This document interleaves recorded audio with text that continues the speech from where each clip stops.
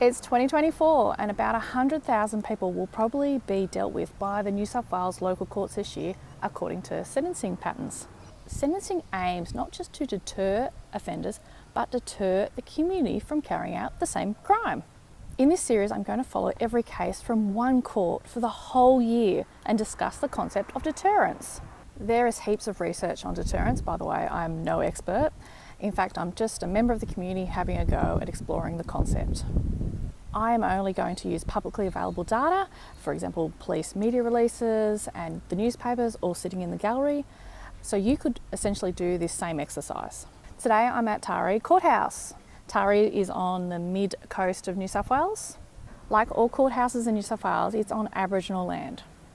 I acknowledge the Gatung-speaking people who are the traditional custodians of the land here in Taree. Taree has both a local and district court as well as a children's court.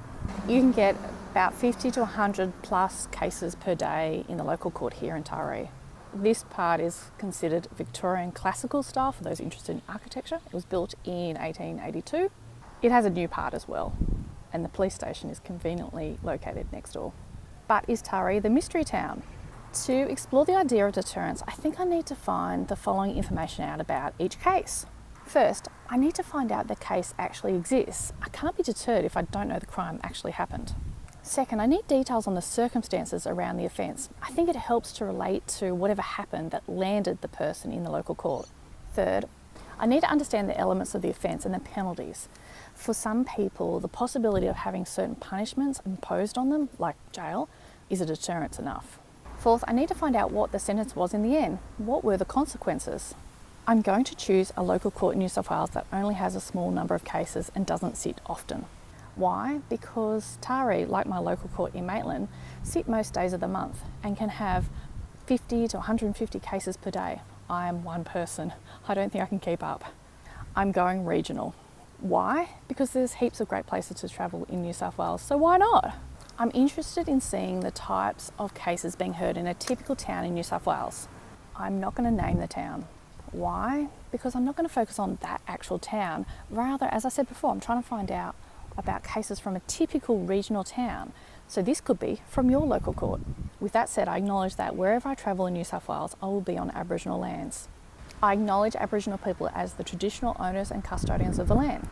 I pay my respects to elders past, present and emerging, and attempt to do so through thoughtful storytelling. I'm putting the car into gear because I've chosen a town. Of course I drive a manual car, I'm Gen X, remember? Here are a couple of clues about the mystery town. It's one of my favourite towns. Oh, that might actually give it away. However, I do like a lot of places in New South Wales. It could be Taree, it's nice here. Second clue, the town is about an hour and a half drive away from other major towns. So it's being a town, unlike Maitland, where we have this urban sprawl going on where you're not quite sure where Maitland ends and Newcastle begins.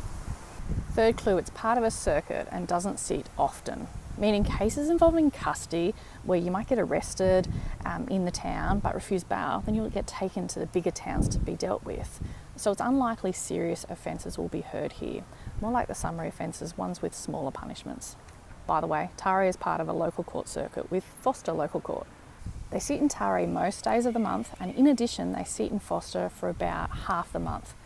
They're doing that at the same time. Of course, there is a district court and a children's court running here as well with their own sitting arrangements. Fourth clue, the town has a police station and a local paper. Now, this will not be a critique on policing or journalism. Rather, I mention the police and the media because I will depend on them as sources of information.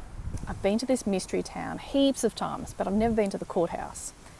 Honestly, the only thing I'm worried about is blending in. It's easier to be a face in the gallery in the busy courts in Maitland and Newcastle. However, it can sometimes be a small world there too. So let's see, after I get past the sheriff and navigate the doors, how well I blend into the gallery in this small town. I'm off to a court in a mystery town somewhere in New South Wales. I've changed my mind. Maybe I will do Foster Local Court because look, check out the view beyond the police car.